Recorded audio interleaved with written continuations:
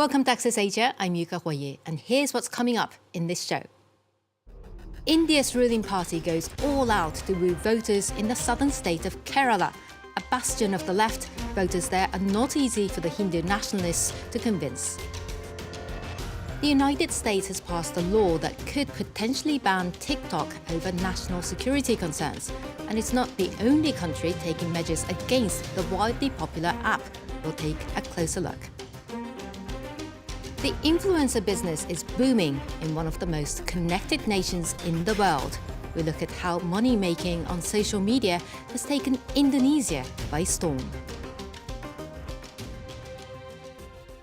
In India, attention has turned to Kerala, which holds the largest number of seats in phase 2 of the ongoing parliamentary elections. The southern state has for years resisted the advance of Prime Minister Narendra Modi's Hindu Nationalist Party. In the last Lok Sabha elections, the BJP didn't win a single seat there. This time, the party has doubled down on efforts to promote its platform. Our team on the ground went to find out.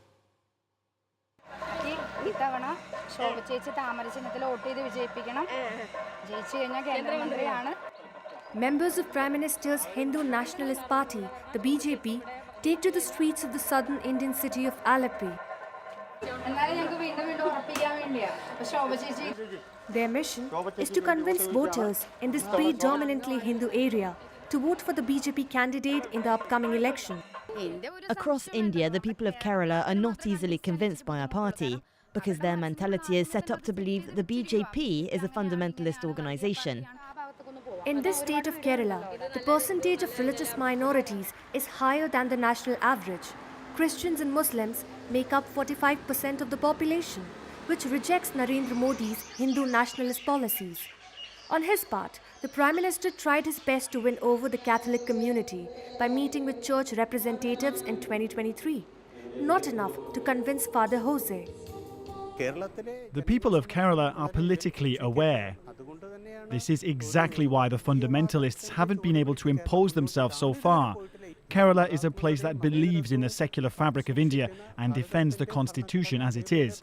So fundamentalists have no place here.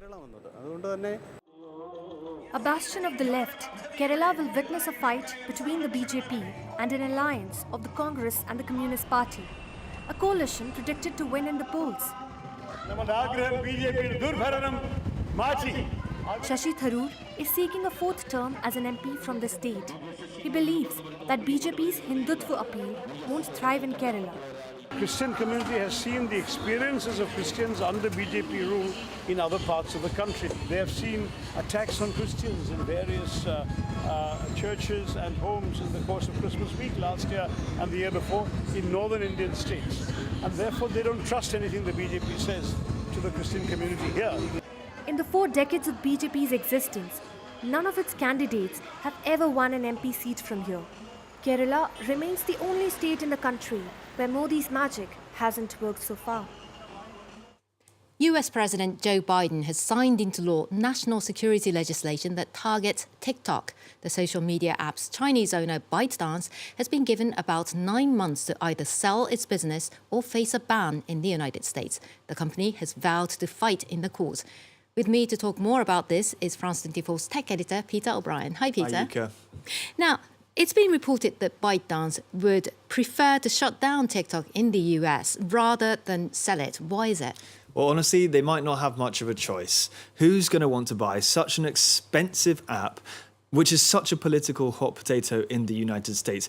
Even if they do find a buyer, Beijing will likely attempt to block a sale under its technology export rules. It's already suggested it would do such a thing. Now, the information is reporting that perhaps ByteDance is looking to sell TikTok without its algorithm, its core technology, which drives such addictive feeds on the platform, but that's its core selling point. So I'm not really seeing that happening. So there's a lot of secrets surrounding that algorithm. Yeah, exactly. It's a massive trade secret. It's probably one of the most well-functioning, addictive, if that's what you're going for, video feeds around. So In terms of what's left as options, one is to shut down, as you say, and the other is obviously this legal battle, which we're already seeing the Chinese government throw its political weight behind. Why does China care so much? Well, it depends who you ask. In China, TikTok is seen as an example of the prowess of Beijing's technology, China's technological power around the world. If you look at the US, well, lawmakers, the majority of them will tell you that TikTok is being used for espionage and it's being used for propaganda. Now, in the public, we haven't seen vast amounts of evidence for this, but ByteDance is headquartered in Beijing, which means it's subject to laws in China, which require data to be handed over to authorities if there's a national security concern. If it wasn't obvious already, TikTok is a very important strategic tool for China. If not now, then in the future, if there's to be a conflict between the US and China, well, it would have a way to access vast amounts of young people in the West easily, should it choose to do so, hence the consternation in the US.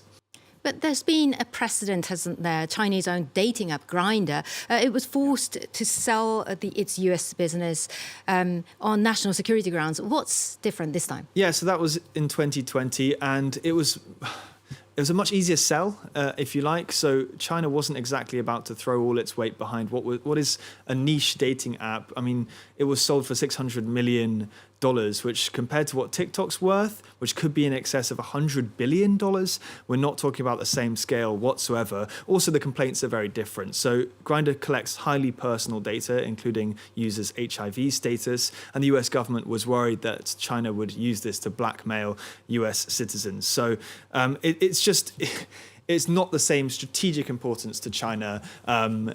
In fact, they didn't even, they agreed to sell immediately after the US sort of asked them to do so.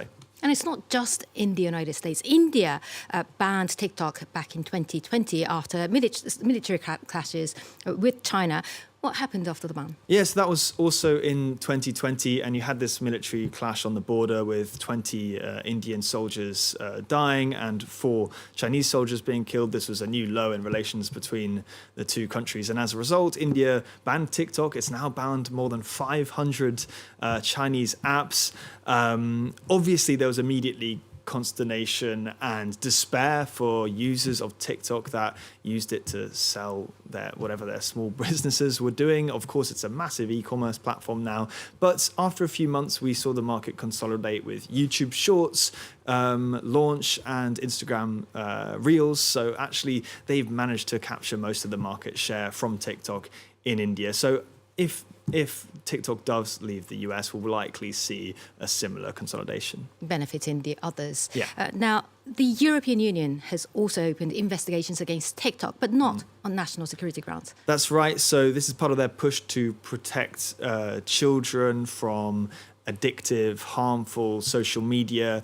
TikTok has suspended a feature that was going to allow users to watch videos in return for vouchers. Now, the European Commission complained that this would be addictive to youngsters, but it's nothing compared to what the US has just done. And if we look at how the EU has followed the US previously, for instance, banning TikTok from the official government phones, like many Western countries have done, we're seeing a different approach now, and Politico is reporting that actually we're not seeing any kind of similar move to ban or divest TikTok outright in the EU. Well, Peter O'Brien, thank you for your insight. You're welcome. And we stay online. Indonesia is among the world's most connected nations, and almost half of its 280 million inhabitants spend more than 3 hours a day on average on social media.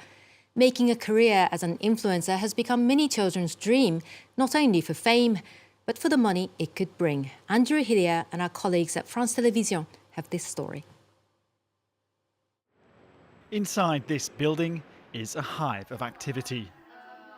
Squeezed into these compartments, hundreds of influencers are streaming live and selling everything, from teapots to cosmetics. 38-year-old Edozel is the man behind it all. Once an influencer himself, he has more than 3 million followers. Now, as a businessman, he's created this virtual megastore with an annual turnover of €1 million. They sell pajamas, home livings. This is one of the popular brands. cement clothings. And this is one of the national team's official jersey. So they have their own separate rooms. This is one of the top sellers. More than 250 brands are on sale here, from unknown makes to household names. They pay €1,800 every month to have their products both sold here and showcased on social media with photos and video. Jadi Social Bread sebenarnya kita aplikasi yang menghubungkan. We simply made an application that put small businesses in touch with sellers.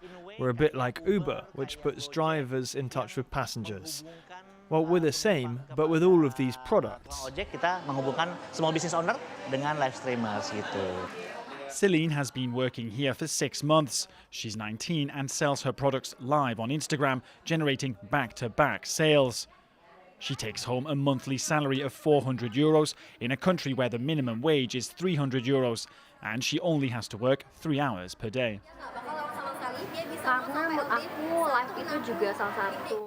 I love this work. Ya, karena emang juga relate sama. It complements my studies. Juga kuliah di dunia.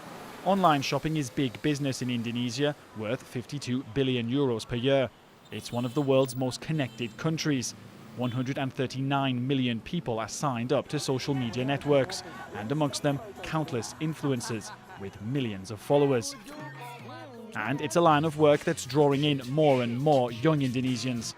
In this private school in a Jakarta suburb, social media is even offered as a class, and it's one of the most popular courses available.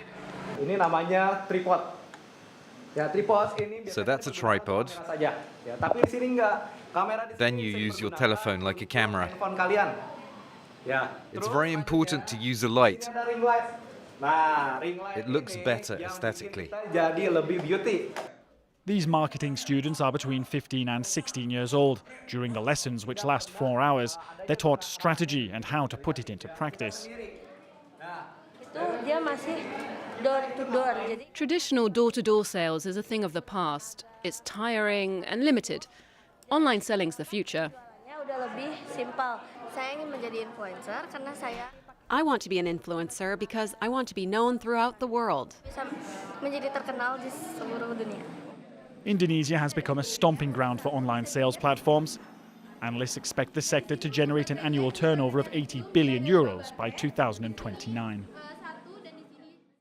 That's all for this edition of Access Asia. Don't forget, you can watch this and all our previous episodes on France24.com or listen to them wherever you get your podcasts. See you next time.